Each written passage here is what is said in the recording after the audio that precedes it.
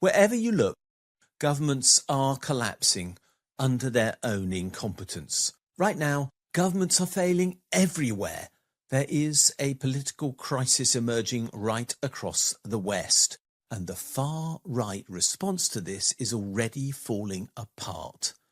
This is a moment that requires political imagination. My question is, has anyone got that imagination that is required at this moment to deliver the policies of change that we really require? Just look across the world. Let's set the scene. Trump is facing crises, whether they're scandals of his own making or policy failures.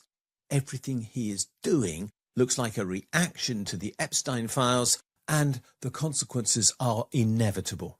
This man will not make it to the next election as president. He can't. Not only is his mental capacity failing, his political capacity is collapsing, and unfortunately we have J.D. Vance standing in the wings.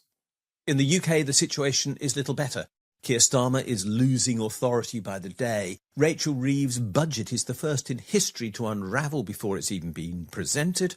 Labour MPs know that what Starmer is trying to do on immigration is going to be profoundly unpopular, not just with them, but in their constituencies, and that they will pay the price for it. Labour has tumbled to fourth in the opinion polls in Scotland. It is a party without a future, and nothing that they can do will change this at present. We have a government that is meant to last for another 3.5 years in the UK, which is already out of road. In France, the situation is no better. The current government is expected to last until a week next Tuesday, because that's about the average life expectancy of a government there at present. Macron is on his 4th or 5th this year, and there's no reason why this one will last any longer. His presidency has become an ignominious failure and a disaster for the people of France. Whilst in Germany, Chancellor Friedrich Merz is already losing the confidence of the German people, his party, and the Bundestag. Just look at those 4 leading nations, and everyone is facing difficulty. Canada is in much the same place, let's be totally honest.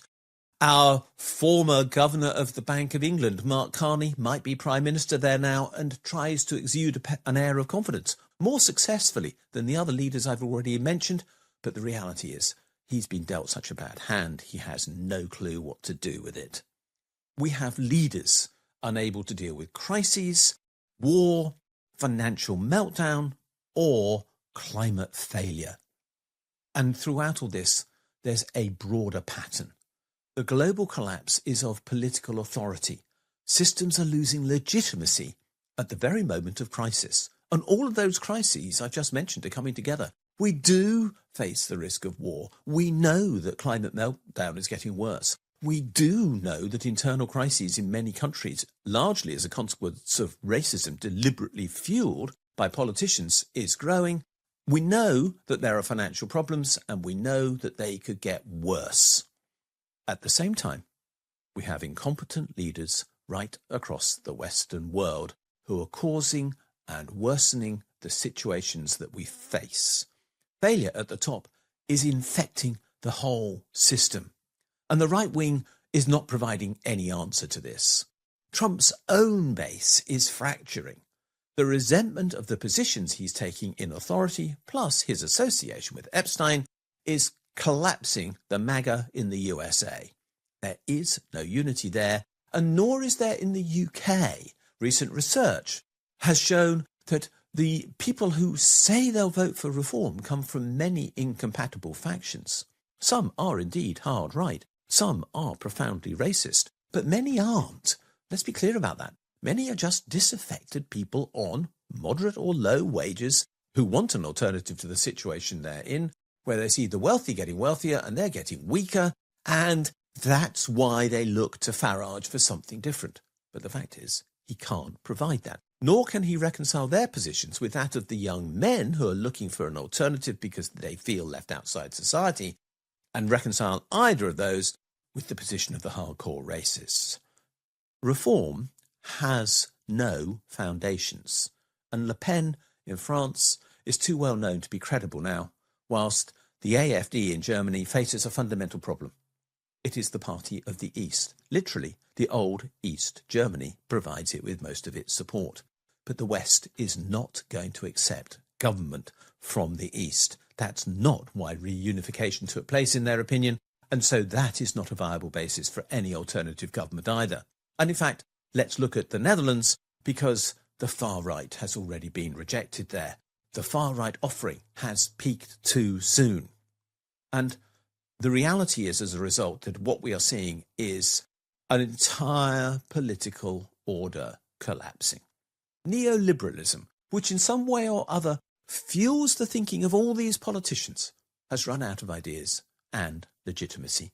Quite clearly, it doesn't work. The pursuit of so-called profit on behalf of the wealthy is not an answer to any known question anymore, if it ever was. The technocracy is now trying to defend its failures, but they have no solutions left to offer. We are in a situation where neoliberalism has quite literally run out of road. People are asking for something different. They want governments that understand crises because they know we've got them, and they know they're going to get worse unless we deal with them. They want leaders willing to use state power responsibly because they know there is no other way out of the crises we face. They want a politics that respects people, and they're being offered a politics of hate by far too many. And they want hope grounded in practical action, action that they can actually see is going to happen in the communities where they live. And so far, none of the politicians that I'm hearing in almost any of the countries that I've referred to are offering anything like that. We need then a politics of care, that thing that I keep on talking about. The far right is offering anger and not solutions. The state is walking away from its obligation to resolve shared crises, and there is a recognition now that austerity was always a choice and a ruinous one. So what we now know is that we need collective solutions requiring collective action. We have a series of events converging. The government's authority in many countries is evaporating because its policies are no longer functioning, and the narratives that have been pursued in politics for too long have lost power, and a political vacuum is opening. So what happens next is that we will see the familiar political order fragment. The moment of collapse has arrived, and there won't be a renewal. There is no chance of neoliberalism getting through this crisis. It's over, finished, dead, gone. It's nailed to its perch, if you can remember the old Monty Python joke. The point is quite simple. That era is over. Now people are looking for coherence, and they're looking for purpose. And this is the moment when a new political story can emerge. It's that which I'm working on. We need to have new narratives. The world survives on the stories it tells itself. And what we need are new leaders who can talk about the crises we face and face them with a new model that will let them say they have answers to the questions that we know need to be addressed. The far right can't do that, but the politics of care can. We can provide workable alternatives. We can use the power of the state to create money, to use that power to deliver what people need. We can use that power to regenerate the communities where people live. We can do that to revive faith in democracy. We can, as a consequence, rebuild people's lives. We can eliminate the politics of hate. We can increase incomes, and we can do all of that while supporting care, investment, and accountability.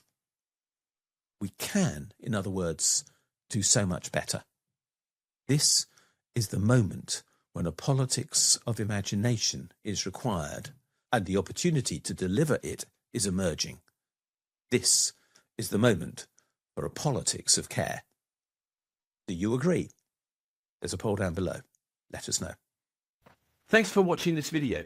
If you've enjoyed it, please do click the like and subscribe buttons, because they do genuinely help us spread the word on YouTube. As importantly, could you have a look at the section below this video where it says more?